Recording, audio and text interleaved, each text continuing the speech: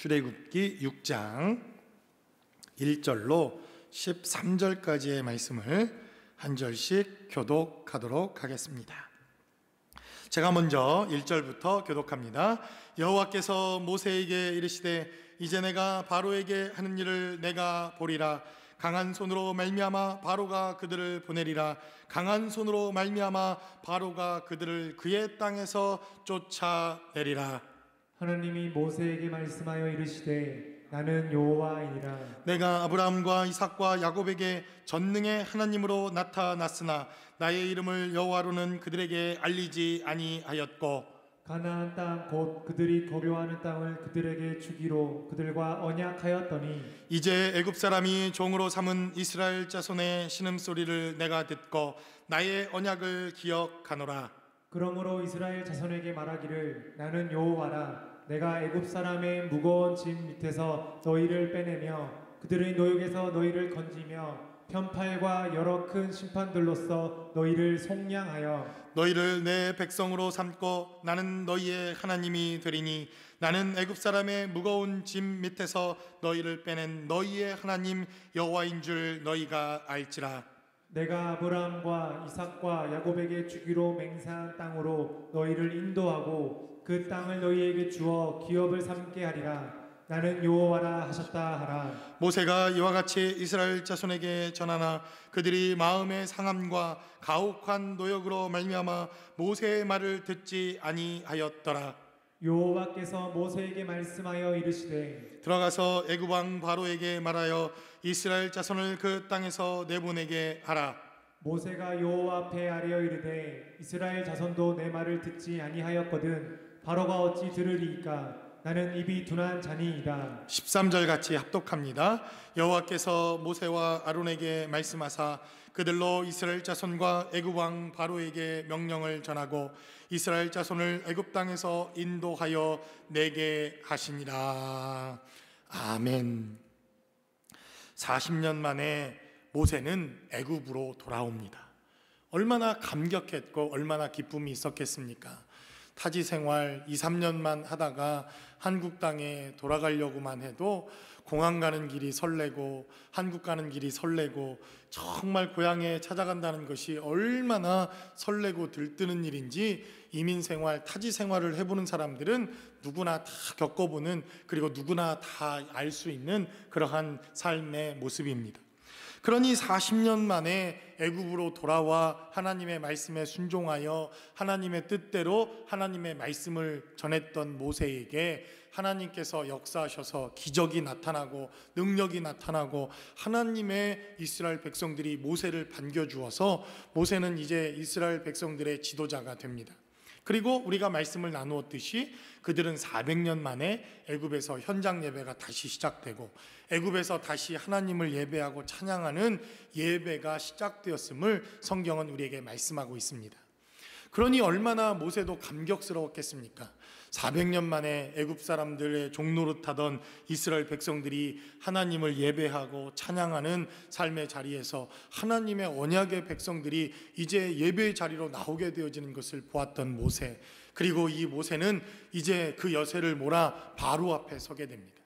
그 바로에게 내 백성들이 이제 하나님을 예배하고 하나님을 제사하려 하오니 그들을 보내라, 이러한 하나님의 명령과 메시지를 전합니다.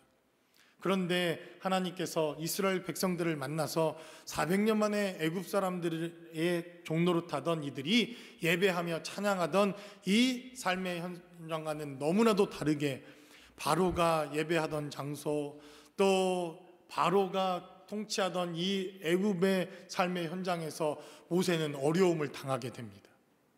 강력한 애굽의 왕이었던 바로가 여호와가 도대체 누구길래 너희는 예배한다고 하느냐라고 하는 이 질문 앞에 모세는 다시 한번 좌절합니다.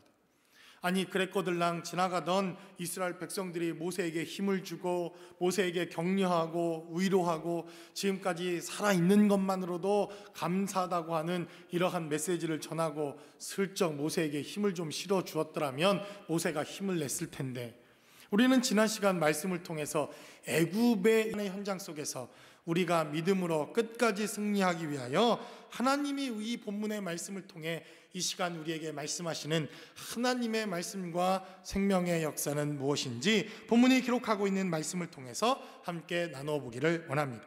첫 번째로 본문은 우리에게 증가하기를 우리가 믿음으로 예배하며 믿음으로 순종해도 세상의 반응은 여전히 적대적일 수 있다고 하는 사실을 성경은 우리에게 말씀합니다.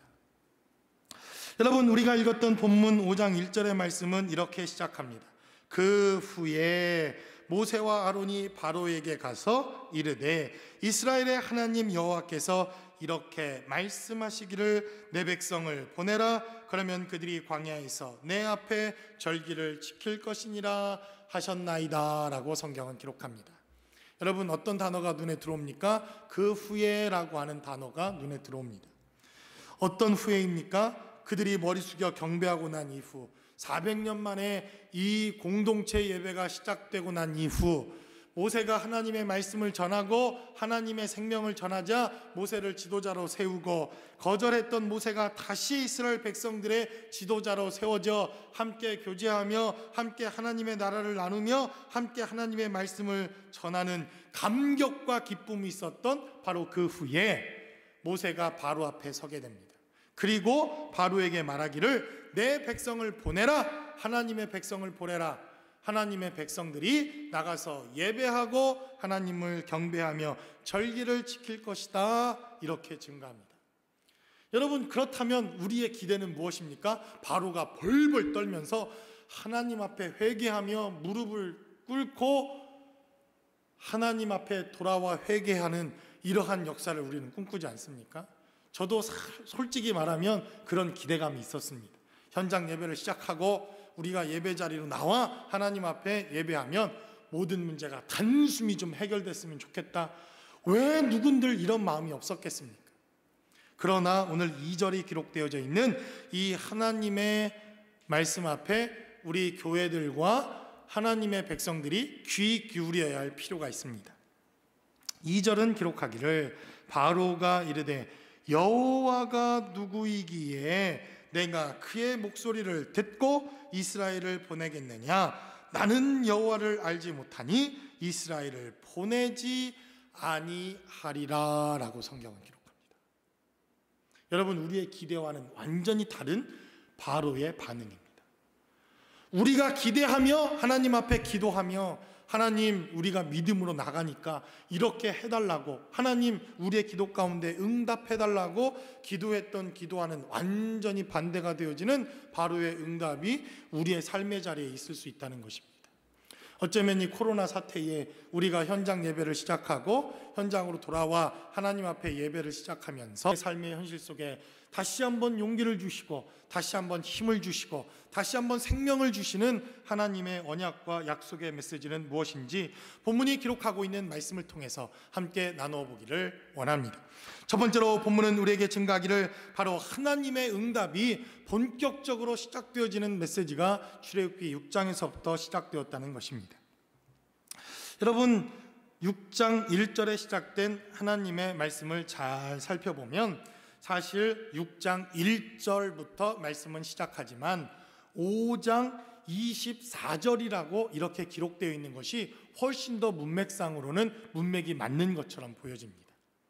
출애굽기는 5장 23절로 끝을 맺게 되지만 출애굽기 6장 1절에 기록된 메시지는 오히려 24절, 5장 24절이라고 하는 게 훨씬 문맥상으로 부드럽습니다. 그런데 오늘 하나님께서 6장 1절에 다시 하나님의 언약과 약속의 메시지가 오늘 말씀을 통해서 시작되는 것을 봅니다. 6장 1절은 시작하기를 여호와께서 모세에게 이르시되 이제 내가 바로에게 하는 일을 내가 보리라. 강한 손으로 말미암아 바로가 그들을 보내리라. 강한 손으로 말미암아 바로가 그들을 그의 땅에서 쫓아내리라 라고 성경은 말합니다. 지난 시간 우리는 출애굽기 5장에 기록된 메시지를 통해서 모세가 다시 하나님께 원망하는 기도, 하나님 내가 이럴 줄 알았습니다. 제가 이렇게 될 것이라고 말하지 않았습니까? 이렇게 한탄하며 낙심하는 기도로 5장이 끝내는 것을 살펴보았습니다. 그리고 오늘 본문에 시작된 이 6장 1절은 하나님의 응답으로부터 오늘 본문의 메시지가 시작된다는 것입니다. 그런데 바로 6장 1절에서는 기록하기를 하나님께서 강조해서 2번이나 말씀하시기를 강한 손으로 말미암아 바로가 그들을 보낼 것이다. 강한 손으로 말미암아 바로가 그들을 그의 땅에서 쫓아낼 것이다. 성경은 이렇게 말씀하고 있다는 것입니다. 제가 한 주간 이 말씀을 쭉 묵상하는데 저도 뉴스를 들을 때마다 얼마나 낙심되는 뉴스들만 나오는지, 그냥 뉴스를 딱 들었더니 코로나가 끝났습니다 이런 뉴스가 나오면 얼마나 할렐루야 이러겠습니까? 아니 그랬더니 뉴스를 보니 더 확진자가 늘어났다, 한국도 더 늘어났다, 뭐 코로나가 더 강해졌다, 이런 뉴스가 나올 때마다 얼마나 가슴이 덜컹덜컹 하는지 모릅니다. 그래서 요즘에 잘 뉴스를 보지 않는데 그냥 우연히 또 좀 좋은 뉴스가 나오나 하고 뉴스를 습관적으로 들었더니 흥미로운 뉴스 하나가 쓱 지나가더라고요. 코로나와는 전혀 상관없는 그런 흥미로운 뉴스 하나가 탁 지나가는데, 여러분들 혹시 김일이라고 아십니까? 레슬링 선수. 예, 김일을 아시는 분들이 일부에서 깜짝 놀랐습니다. 모르시더라고요. 모르시는 분들은 유튜브를 좀 찾아보십시오. 근데 이 김일이라고 하는 이분이 언제 돌아가셨는지 모르지만 뉴스에서 잠깐 지나가는데 이분이 국립공원에 이렇게 안장되었다, 이런 뉴스가 몇 주 전에 이렇게 지나가는 걸 보았습니다. 그렇죠. 나라가 힘들고 어려울 때 우리에게 용기를 주었던 분입니다. 저도 어디 이렇게 있다가 레슬링이 한다 그러면 막 달려와서 그 김일 레슬링 하는 걸 보지 않았습니까? 박치기 왕. 그래서 저도 어렸을 때 벽대나 단련한다고 아무데나 부딪히고 동생과 레슬링 한다고 부딪혔다가 동생이 막 혹이 이만해져가지고 부모님께 혼냈던 기억이 있습니다. 근데 이 레슬링 중에서도 여러분들 아마 기억날 겁니다. 이 2명이 한 조를 이뤄 사는 레슬링이 있습니다. 지금은 그게 다 각본대로 짜여진 쇼라는 걸 알았지만 어린 마음에 그 레슬링 볼 때마다 얼마나 마음이 졸였는지. 이상하게 우리 편이 나가서 시작하면 집니다. 아주 죽도록 얻어맞고 거의 초죽음이 돼서 빨리 터치를 해야 다음 사람이 와서 계속 하지 않습니까? 그런데 이 손이 달랑말랑 하는데 결국 터치를 못 하다가 이 터치를 했는데도 심판이 딴짓 하다가 또 못 봐서 결국 초죽음이 돼서 겨우 기밀이 딱 들어가면 그때부터 박치기가 시작됩니다. 아주 그냥 난리가 나죠. 그죠? 그러면 제 어린 마음에 얼마나 기쁘고 정말 감사하던지. 그래서 안토니오 이노끼, 아주 안토니오 이노끼와 그냥 레슬링을 하는 날이면 나라 전체가 들썩들썩 아닙니까? 근데 제가 오늘 본문의 메시지를 쭉 묵상하다가 뉴스가 쑥 지나가는데 갑자기 오늘 본문의 메시지가 정말 그런 메시지 같다는 느낌이 들더라고요. 모세가 전면 앞에 바로 앞에 서서 승리할 것이라고 하나님의 메시지를 전하고 이스라엘 백성들 앞에 섰지만 모세는 또 낙심합니다. 모세는 또 실패합니다. 모세는 또 좌절합니다. 그 바로의 힘과 권세가 얼마나 크다고 하는 것을 깨닫고 모세는 시작하자마자 1라운드도 끝내지 못하고 그는 넉다운이 되어서 하나님 앞에 다시 주저앉습니다. 그때 하나님께서 손을 딱 내밀어 모세야 이제 내 시간이다 이렇게 말씀하시고 있는 메시지가 출애굽기 6장 1절에 기록되어져 있다는 것입니다. 그래서 하나님께서는 모세에게 말씀하시기를 강한 손으로 말미암아 바로가 그들을 보낼 것이다. 강한 손으로 말미암아 바로가 그들을 그의 땅에서 쫓아낼 것이다 라고 성경은 이렇게 말씀하고 있다는 것입니다. 그래서 출애굽기 6장에 기록된 이 메시지는 대단히 중요할 뿐만 아니라 출애굽기 전체에 기록된 메시지의 요약분일 뿐만 아니라 구약 성경 전체에 기록된 하나님의 약속의 메시지가 출애굽기 6장에 기록되어져 있습니다. 어떤 메시지입니까? 하나님이 직접 애굽에 나타나시고 바로에게 나타나시고 세상에 나타나셔서 하나님의 하나님 되심을 나타내 보여주시겠다고 하는 메시지가 출애굽기 6장에 기록됩니다. 그래서 성경 해석학에 알레고리칼한 해석이다, 이러한 해석법이 있습니다. 신학교에 가시면 우리 전사님들이 다 배우셨을 텐데 어떤 해석법이냐면 성경에 등장하고 있는 모든 것들을 비유로 그렇게 풉니다. 그래서 애굽은 세상이고 바로는 사탄 마귀고 애굽에 있는 사람들은 사탄 마귀에게 붙잡혀 있는 사람이고 애굽 땅에 있는 그리스도인들은 애굽의 그리스도인들이지만 여전히 세상의 영향을 받고 고민해야 할 문제라고 믿습니다. 두 번째로 본문은 우리에게 증가하기를 우리는 주의 말씀으로 한 걸음을 시작하고 하나님 앞에 대면 예배를 시작하고 이제 예배가 시작되지만 그러나 오히려 이스라엘은 더 가중된 노역에 시달릴 수 있었다라고 성경은 기록합니다. 400년 만에 그들은 머리 숙여 하나님께 경배합니다. 그들이 배척했던 모세라고 하는 사람이 여호와의 말씀을 전하고 하나님의 말씀을 전하고 하나님의 기적과 이적을 증거하자 이스라엘 백성들은 하나님을 경배하기 시작합니다. 여러분, 그러면 우리가 이쯤 되면 우리가 기대하는 출애굽기 5장의 메시지는 바로가 하나님 앞에 회개하고 돌아오며 애굽 사람들이 여호와 앞에 회개하며 돌아오며 하나님의 백성들이 하나님의 살아계심을 증거하는 역사들이 출애굽기 5장에 쫙 나타나고 출애굽기가 그냥 끝나버렸으면 좋겠습니다. 그런 메시지가 있지 않습니까? 요나라고 하는 메시지. 성경은 기록하기를 요나는 사흘쯤 되는 이 니느웨의 성을 하룻길 걸어서 하나님의 말씀을 전합니다. 회개하든지 말든지 아마 이렇게 전했을 것 같습니다. 회개하라! 이렇게 하진 않았을 것 같아요. 회개하든지 말든지. 뭐라고? 그럼 아니 회개하든지 말든지. 네가 전하는 복음이 뭐냐고 와서 묻는 사람들에게 믿든지 말든지. 이렇게 하고 지나갔을 확률이 대단히 높지 않습니까? 요나라고 하는 사람의 캐릭터를 보면. 그런데도요, 요나가 전했던 그 메시지를 통해서 왕이 회개하고 니느웨의 성이 완전히 뒤집어지고 모든 소와 양과 육축들이 하나님 앞에 죄를 쓰고 회개했다, 이렇게 말합니다. 우리도 기대하는 바가 그런 거 아닙니까? 그런데 오늘 본문은 기록하기를 그것이 아니라 오히려 이스라엘 백성들이 믿음으로 예배하고 하나님 앞에 예배를 시작했더니 더 큰 어려움들과 더 가중된, 더 어려움이 더 많아지는 환경과 상황이 되었다라고 성경은 이렇게 증가합니다. 그래서 7절은 기록하기를 너희는 백성에게 다시는 벽돌에 쓸 집을 전과 같이 주지 말고 그들이 가서 스스로 집을 짓게 하라라고 말합니다. 8절은 기록하기를 또 그들이 전에 만든 벽돌 수요대로 그들에게 만들게 하고 감하지 말라. 그들이 게으름으로 소리질러 이르기를 우리가 가서 우리 하나님께 제사를 드리자 하나니라고 말합니다. 그 사람들의 노동을 무겁게 함으로 수고롭게 하여 그들로 거짓말을 듣지 않게 하라라고 말합니다. 하나님 앞에 믿음의 발걸음을 시작했더니 이들에게 더 어려움과 고통과 고난이 시작되었다는 것입니다. 지난 한 주간 우리 현장 예배를 시작하고 감격에 겨워 주중에 나와 하나님께 기도하는데 출애굽기 5장의 메시지를 읽으면서 하나님 이건 아니잖아요. 제가 하나님께 따져 물었습니다. 아니 현장 예배를 시작했는데 아니 우리가 믿음으로 승리해야지 하나님 믿음으로 더 어려워지면 이건 아니. 이미 승리한 싸움입니다. 이미 성공한 싸움입니다.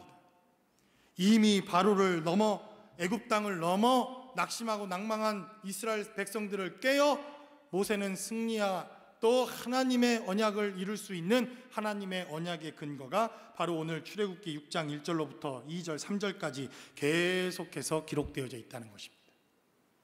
그래서 하나님께서 비로소 모세에게 직접 나타나시고 바로에게 직접 나타나시고 세상에 직접 나타나셔서 하나님의 하나님 되심을 보여주시겠다고 약속하고 선언한 메시지가 출애굽기 6장 1절에서부터 시작되기에 모세의 낙심과 낭망에도 불구하고 이 싸움은 승리한 싸움이요, 이 싸움은 이긴 싸움이요, 이 싸움은 이길 수밖에 없다는 것입니다.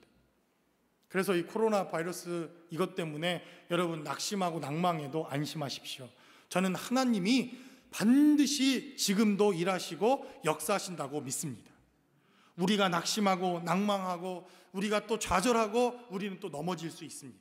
그럼에도 우리가 믿는 믿음의 근거는 하나님께서 나타나셔서 이 코로나 시대에도 하나님은 어제나 오늘이나 동일하게 나타나셔서 코로나 이전 시대에 코로나가 아닌 시대에 우리에게 하나님이 어떤 분이신가를 보여주셨고 우리에게 하나님이 누구인가를 보여주셨고 우리에게 하나님이 어떤 하나님인가를 우리에게 이미 가르쳐 주셨던 것처럼 지금 이 코로나 시대에 역사하시는 하나님은 어떤 하나님인가 하는 것을 반드시 우리에게 보여주실 것입니다. 그래서 이 코로나는 대단히 유익합니다. 왜 유익합니까? 그 이전 우리가 믿음의 사람이라고 생각하는 그 어떤 사람도 이 코로나 시대를 겪어봤습니까? 아무도 겪어보지 못했습니다. 그러니까 이 시대에 경험하는 하나님, 이 시대에 만나는 하나님, 이 시대에 우리가 체험하고 알게 되어지는 하나님은 우리만이 알 수 있는 하나님이라고 하는 사실을 우리는 이 말씀을 통해서 깨닫게 된다는 것입니다.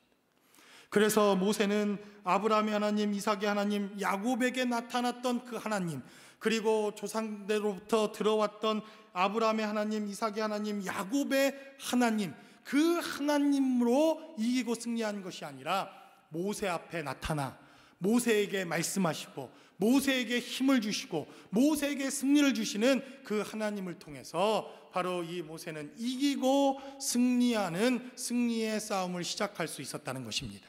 그러므로 저와 여러분들의 삶의 자리에서도 이 코로나 시대에, 이 패역하고 악한 시대에, 정말 두려워 떨 수밖에 없는 이 시대에 저는 여러분들에게 간증이 넘쳐나고 이 과정 속에서도 하나님을 만나며 하나님을 알아가는 놀라운 역사가 저와 여러분들의 삶의 자리에도 함께 하실 수 있기를 주님의 이름으로 간절히 축원합니다.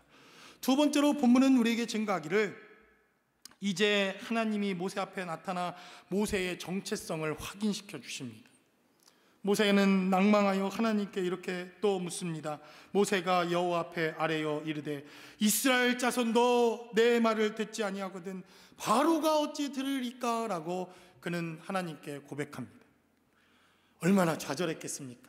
40년 만에 다시 나타나 하나님의 말씀을 전하면 부흥도 주시고 능력도 주시고 이 바로도 거꾸라지고 코로나도 거꾸라지면 얼마나 우리가 승리할 텐데 소식을 전하고 소식을 들으면 참 낙심되고 낭망하는 이러한 소식들만 들려옵니다.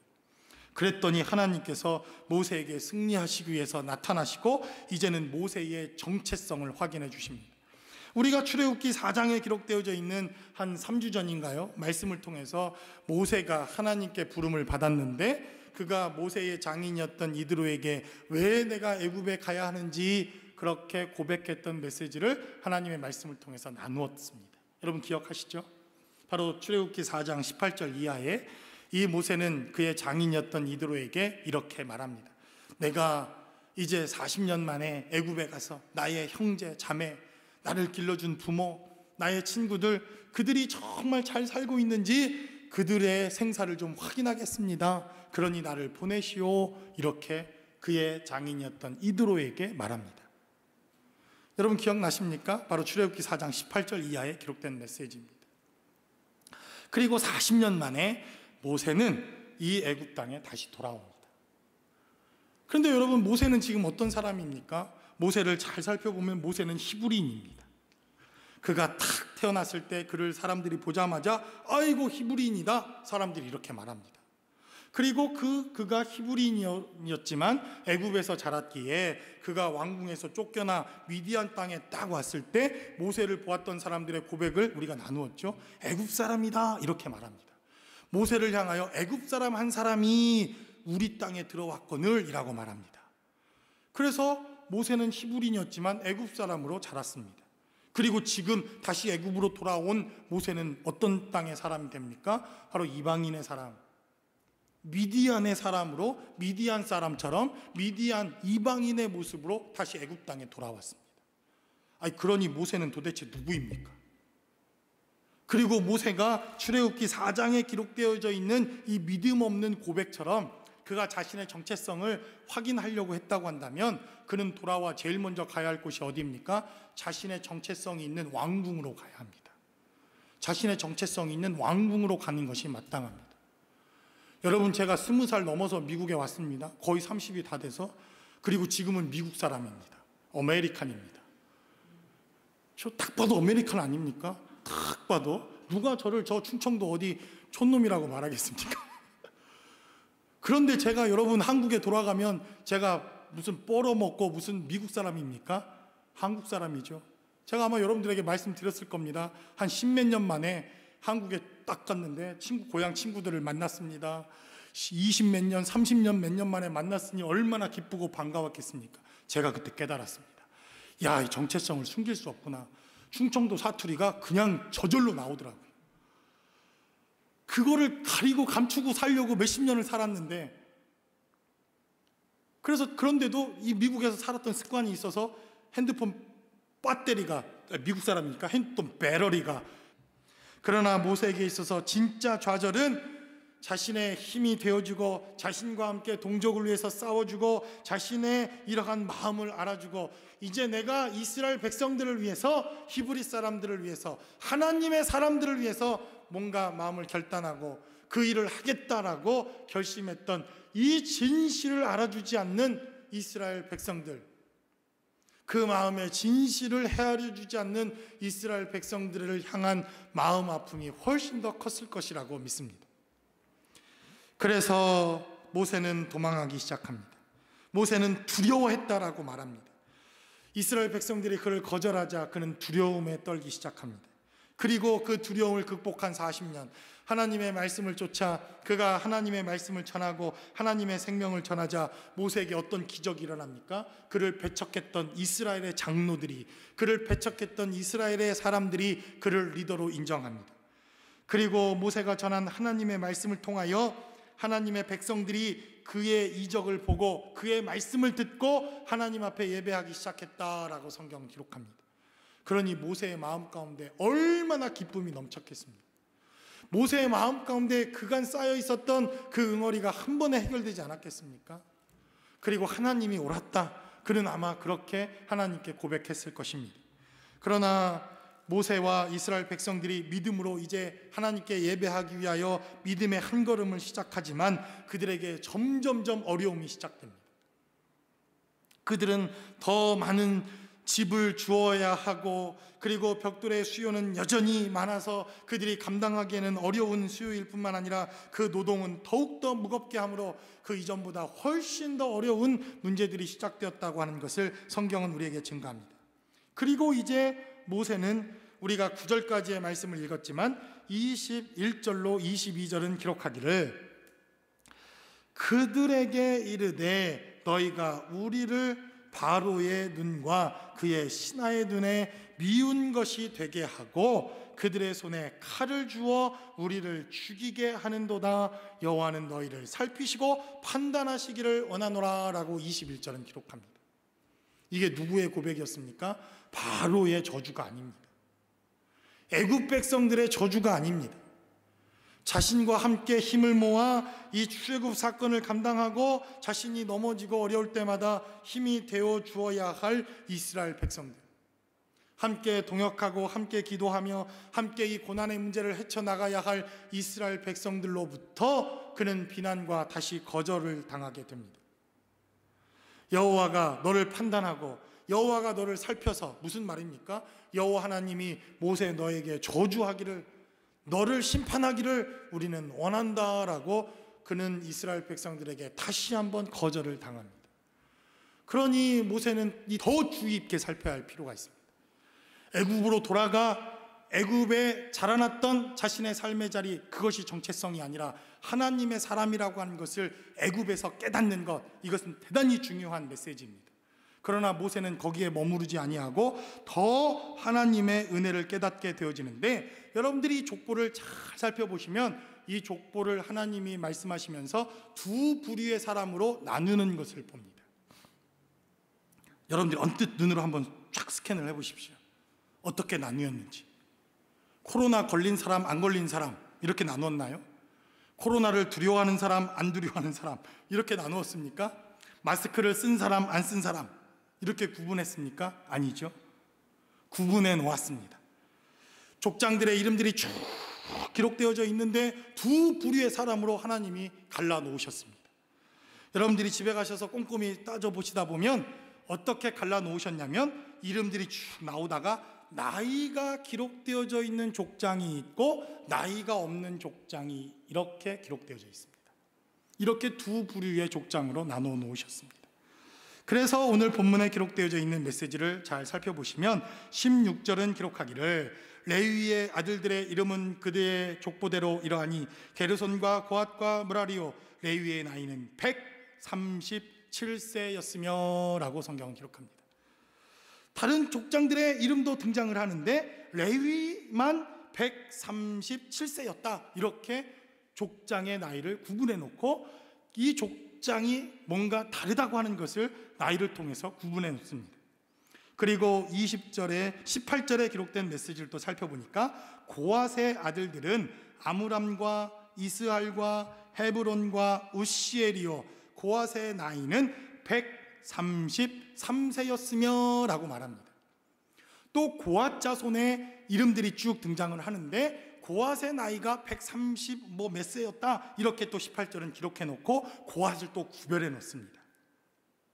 그리고 20절에 기록된 이 모세의 아버지가 등장을 하는데 아므람은 그들의 아버지의 누이 요게벳을 아내로 맞이하였고 그는 아론과 모세를 낳았으며 아므람의 나이는 137세였으며 라고 성경은 기록합니다.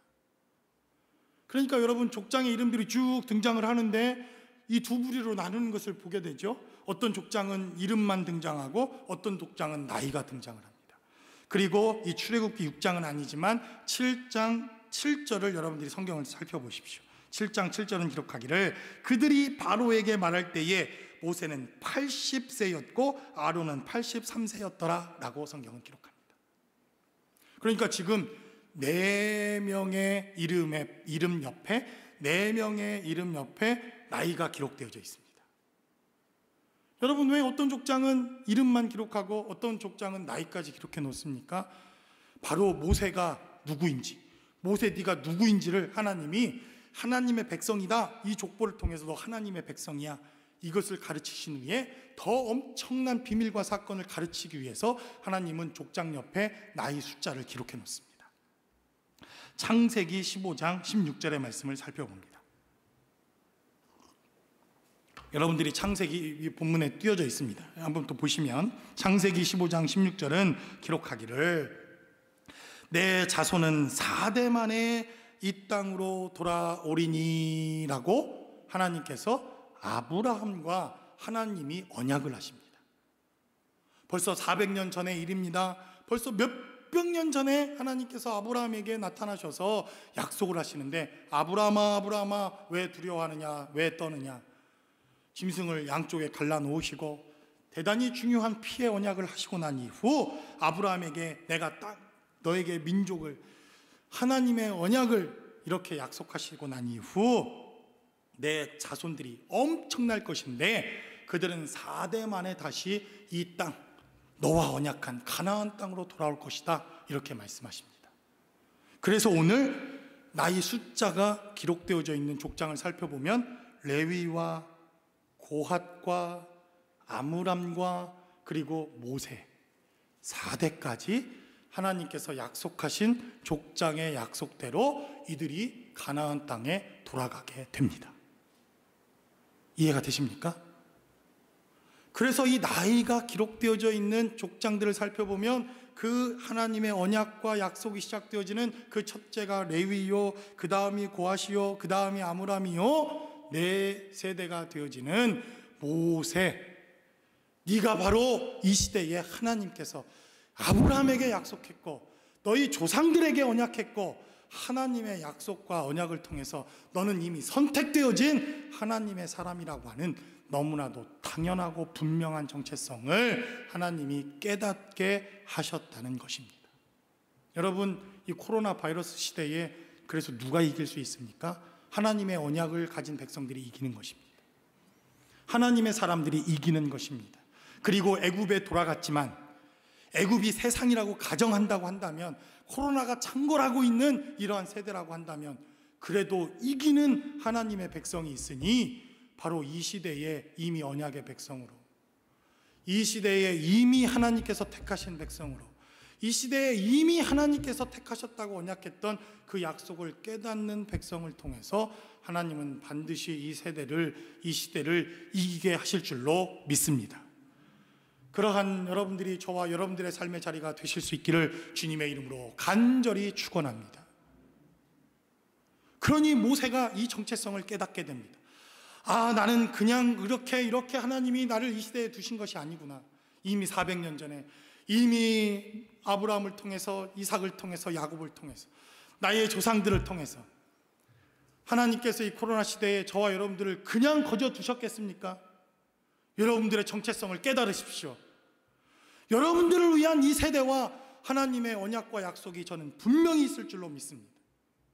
여러분, 역사 이래로 이런 때가 있었습니까? 없었습니다. 역사 이래로 모세가 단 한 세대를 살았던 것처럼 지금 역사 이래로 처음 맞이하는 이 세대를 사는 저와 여러분들, 저는 하나님의 계획과 우리가 상상한 것 이상으로 혼란과 더 큰 어려움이 생길 수도 있습니다. 그러나 여러분, 교회가 교회를 비난하지는 맙시다.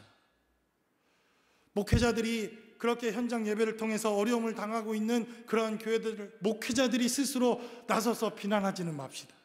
하나님의 성도들이 일어나서 그렇게 왜 대면 예배를 했냐고, 왜 그렇게 현장 예배를 할 수 없었냐고 우리가 스스로 우리를 향해서 비난을 하지 맙시다. 그렇게 할 수밖에 없는 상황이 있고, 그럴 수밖에 없는 분명한 이유가 있고, 그렇게라도 예배를 드리고 싶은 그들의 열정과 열망이 어쩌면 있었을 것이라고 하는 것을 우리는 이해해주고 격려하며 위로하며 함께하는 삶의 자리가 필요하다는 것입니다.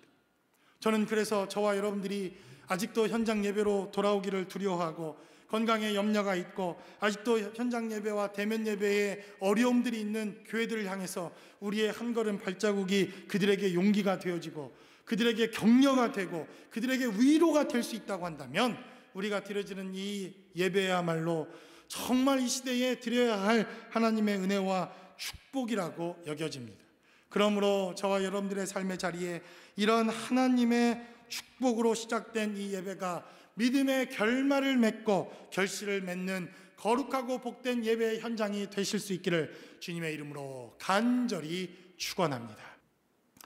아마도 여러분들은 애굽의 왕으로 돌아가는 것이 훨씬 좋을지도 모릅니다. 어느 날 갑자기 누가 나타나서 내가 알지 못했던 출생의 비밀, 그분이 한국의 대재벌이었고 미국의 대재벌이라면 얼마나 좋겠습니까? 우리는 이러한 것을 꿈꾸지 않습니까?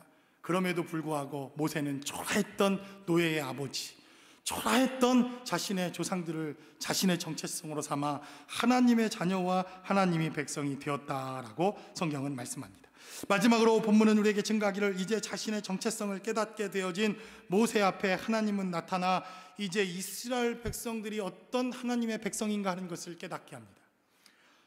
그들은 노예였지만 이제 하나님께서 이스라엘 백성들을 향해서 그들은 나의 군대니라 라고 말씀합니다. 모세가 자신의 정체성을 깨달아 내가 하나님의 백성이구나, 내가 하나님의 자녀구나 하는 것을 깨닫는 것은 대단히 중요합니다. 그러나 모세에게 또 한 가지, 모세가 또 한 가지 바꿔야 할 생각이 있습니다. 이스라엘 백성들은 안 돼, 쟤네들은 안 돼, 될 수가 없어. 모세의 좌절이 그건 아닙니까? 하나님, 아무리 하나님이 함께 하셔도 이 이스라엘 백성들이 되겠습니까? 제일 먼저 손가락질 하는 게, 제일 먼저 나에게 어려움을 주던 게, 제일 먼저 나를 비난하던 게 이스라엘 백성이더이다, 이렇게 말했던 모세에게 하나님은 모세야, 그들은 나의 군대니라 라고 하나님 말씀하십니다. 그래서 26절은 기록하기를 이스라엘 자손을 그들의 군대대로 애굽 땅에서 인도하라 하신 여호와의 명령을 받은 자는 이 아론과 모세요라고 성경은 말합니다. 그러니까 모세가 내가 하나님의 백성이요, 내가 선택받은 민족이요, 4대 만에 하나님께서 나를 택하신 하나님의 자녀라는 것을 깨달았어도 그의 마음과 생각 속에 여전히 이스라엘 백성들은 노예구나 라고 하는 이 생각이 그의 삶을 지배하고 있으면 모세는 결단코 승리할 수 없습니다. 그래서 모세의 영혼에 무엇이 바뀌어야 합니까? 어떤 패러다임 시프트가 일어나야 합니까? 이 백성들은 하나님의 군대구나 라고 하는 것을 깨달아야 합니다. 그러니까 모세는 질 수밖에 없는 겁니다. 그 백성을 바라보면 그들은 노예요, 여전히 저주받은 민족이요, 바로의 소나기에 붙잡혀 있는 사람들이요, 집이나 주스러 가자, 우리의 일당이나 채우자, 라고 고백할 수밖에 없는 그러한 노예 근성을 갖고 있는 노예라고 모세가 이스라엘 백성들을 인식하고 있으면 하나님의 언약과 약속과 하나님의 강한 손과 하나님의 능력이 있음에도 불구하고 모세는 좌절하고 실패할 수밖에 없다는 것입니다. 그래서 생각 속에서, 우리의 영혼 속에서 이러한 하나님의 언약과 약속을 통하여 우리의 삶의 변화가 일어난 것이 진짜 변화입니다. 여러분, 우리는 엄청난 변화의 시대를 맞이하고 있지 않습니까? 아직도 정신을 못 차렸다고 한다면 이 코로나 시대에 정말 소망과 가능성이 없는 사람들입니다. 여러분, 급격한 변화가 일어날 것입니다. 우리는 지금까지 신앙생활 잘한다고 하면 새벽 기도 나오고 교회 일주일이면 교회 10번씩 나와서 어쨌든 교회에서 살고 먹고 자고 소리 질러가며 찬양하며 노래하는 것, 신앙생활 잘하는 것이라고 우리는 그렇게 생각해 왔습니다. 여러분들 집에서 새벽 기도가 되더이까? 기도가 됩니까? 톡 까놓고 얘기해 봅시다. 진짜 우리의 정체성, 우리의 실력이 만천하에 드러나지 않았습니까? 우리의 실력이 어디에서 발휘되어야 하는지 만천하에 드러나고 있습니다. 그래서 우리의 패러다임, 우리의 생각의 쉬프트가 일어나야 합니다. 진짜가 뭐냐? 우리 신앙생활하는 진짜가 무엇인가 하는 우리의 삶의 변화가 없이 이 코로나 이후의 시대는 저는 이전의 시대와는 완전히 다를 것이라고 생각됩니다. 그래서 그들을 바라보면 여전히 노예요, 그들을 바라보면 여전히 노예 근성 가운데 찌들어 있는 이스라엘 백성이지만 모세의 눈이, 모세의 생각이, 모세의 입술이, 모세의 고백이 그들은 하나님의 군대다라고 하는 고백으로 변화되지 아니하면 이 싸움은 이길 수 없다는 것입니다. 그래서 이 이후에 이스라엘 백성들은 계속해서 하나님께서 나의 군대다, 나의 군대다, 이스라엘은 나의 군대다 라고 하나님께서 말씀하십니다. 그래서 대단히 중요하다는 것입니다. 그러니 여러분, 우리의 삶의 자리, 나는 누구입니까? 우리 교회는 어떤 교회입니까? 이 시대를 살아가는 그리스도인들은 어떤 사람들입니까? 내가 하나님의 군대로 부름을 받았구나, 이 시대에 하나님께서 나를 하나님의 군사로 나를 부르셨구나 라고 하는 자각이, 영적인 깨달음이 우리의 삶의 자리에서 비로소 시작될 때 우리는 이 싸움에서 이길 수 있다는 것입니다. 여러분, 양을 혹시 길러보셨나요? 양털을 혹시 깎아보셨습니까? 저도 양털을 한번 깎는 거에 도전을 해봤는데 쉽지 않더라고요. 쉽지 않습니다. 그런데요, 양털을 잘 깎는 사람은 그 앞에 딱 가기만 해도 양이 벌써 짚어내리고 혁대 풀르고 옷 벗을 준비를 다 하고 있더라고요. 근데 여러분, 양털을 언제 깎냐면 겨울에 깎습니다. 찬바람이 불기 시작하고 추운 겨울이 시작되면 양의 털을 깎을 준비를 합니다. 아니, 얼어 죽게 생겼는데 털을 홀라당 깎아놓으면 더 껴입어도 시원찮을 판에 깎아놓으면 다 얼어 죽지 않겠습니까? 그런데요, 제가 물어봤습니다. 왜 양털을 이 추운 겨울에 깎냐고. 그랬더니 아주 엄청난 비밀 하나를 가르쳐 주시더라고요. 양이 추워서 가만히 있지 않는답니다. 얼마나 춥겠습니까? 아이고 추워. 그러면서 돌아다닙니다. 땀나도록. 그래서 양이 얼어 죽지 않습니다. 그리고 추우니까 추운 사람들끼리 모입니다. 서로 협력합니다. 너도 춥냐? 나도 춥다. 같이 모이자. 그래서 땀날 때까지 축구도 하고 농구도 하고 격려하면서 살아갑니다. 그런데요, 양털을 깎지 않은 아주 넉넉한 양은요, 뭐가 추워? 그러면서 혼자 이렇게 잠을 자다가 그냥 잠을 잔 채로 얼어 죽습니다. 신기하죠? 여러분, 코로나 시대, 저는 하나님이 이 한여름에도 마스크를 써야 하는 이 시대, 마음에 찬바람이 붑니다. 겨울과 같이 냉랭한 우리의 삶의 모습들, 정말 말 한마디 붙이기도 너무 어려운 이러한 환경, 그러나 하나님께서 이 시대에 우리에게 겨울을 허락하셨다고 한다면 우리는 하나님의 뜻이 어디에 있는지 분별하는 것이 필요합니다. 왜 하나님께서 이러한 고난과 어려움을 허락하셨는지, 그리고 왜 우리를 군대로 부르셨는지, 이제 우리를 왜 하나님의 자녀로, 그리고 이 시대에 하나님께서 우리를 부르셔서 이 고난 앞에 던져두셨는지. 그래서 누가 그러더라고요. 하나님의 계절은, 우리는 봄, 여름, 가을, 겨울이지만 하나님의 계절은 겨울, 봄, 여름, 가을. 이해가 되십니까? 그래서 겨울을 승리하고 겨울을 나고 겨울에 하나님의 은혜와 생명을 깨달은 자들이 찾아올 맞이할 봄, 그래서 승리케 되어지며 하나님의 승리와 하나님의 능력을 경험할 수 있는 삶의 자리, 바로 이러한 자리는 이렇게 하나님이 부르셔서 이렇게 하나님의 은혜를 깨닫고 이렇게 말씀하시는 삶의 자리에서 하나님의 은혜를 발견한 사람들만이 승리케 되어지는 하나님의 역사라고 하는 사실을 성경은 우리에게 말씀합니다. 그러므로 여러분들 하나님의 음성을 들으십시오. 이 시대를 향한 하나님의 음성과, 그리고 이제 하나님께서 나 여호와 나를 보리라, 나를 볼 것이다, 나의 강한 손으로, 그리고 하나님이 또 말씀하시는 나의 강한 손으로 그들은 나를 볼 것이다 라고 말씀하시는 이 말씀과 내가 누구인지, 너는 내가 선택한, 이 시대를 향하여 내가 약속으로 선택한 하나님의 자녀라고 하는 사실을 깨닫고, 그리고 우리에게 이렇게 하나님의 군대를 예비하여 주셔서 이기고 승리케 하시는 하나님의 역사를 통해 우리를 부르시는 그분, 그 은혜와 생명 안에 거할 수 있는 저와 여러분들의 삶의 자리가 모두 되실 수 있기를 주님의 이름으로 간절히 축원합니다.